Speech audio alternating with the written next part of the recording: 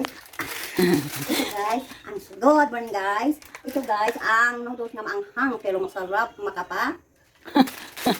Makapainit. Makapainit ng katawan guys. Ilan ba? 3. Yung Natin muna kaya, Nay, kasi mga lalaki yun eh. Ano kami guys, magluluto kami ng pang-almusal namin doon sa mga nagtatrabaho sa baba. Yan. Dahil wala kaming ibang ipapakain sa kanila, wala pa kaming ipapa-almusal guys, wala pa kaming luto. Ito na muna yung curry, yung aming lulutuin. Noodles yan na maanghang.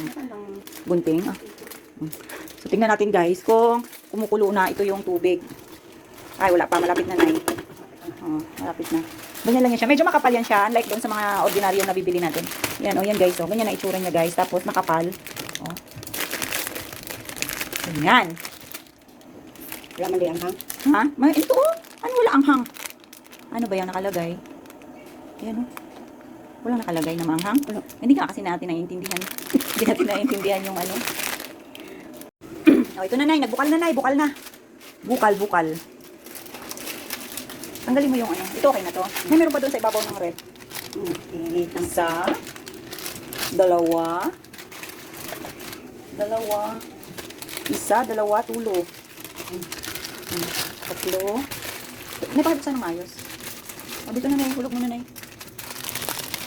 4. Tama na yan. Marami na siguro yan. Tapos may pahalagyan ng maanghang. Talo niya. Okay na. Ito na guys. Lalagay na natin to guys yung pampaanghang. Pampakapit. Yan. Pampakapit sa sarap. Maanghang ito guys.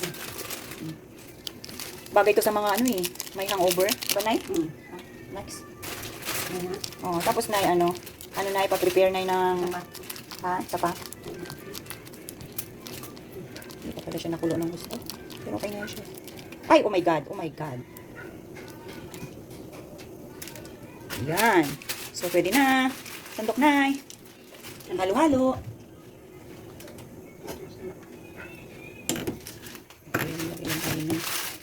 Ano guys? Tapat yun ano eh. Ha? Tapat yung Tinapay.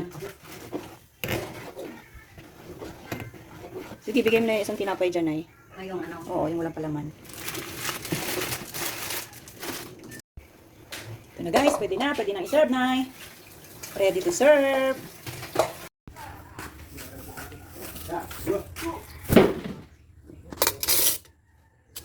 Mag-umpisa pa nga lang silang mag-almusal, dumating na nga po pala ito yung kanilang backhoe para magbawas ng lupa dito sa harap ng gate namin.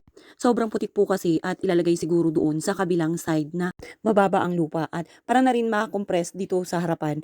Habang ang iba naman na nagtatrabaho, nandito sila, nag-uumpisa na sila habang hindi pa nga sumisikat ang araw. Ganyan sila kasi pag guys kasi nga Friday ngayon at oras na ng swelduhan nila mamaya-maya lang konti. Wow, sana all talaga, yun ang pampagod ba?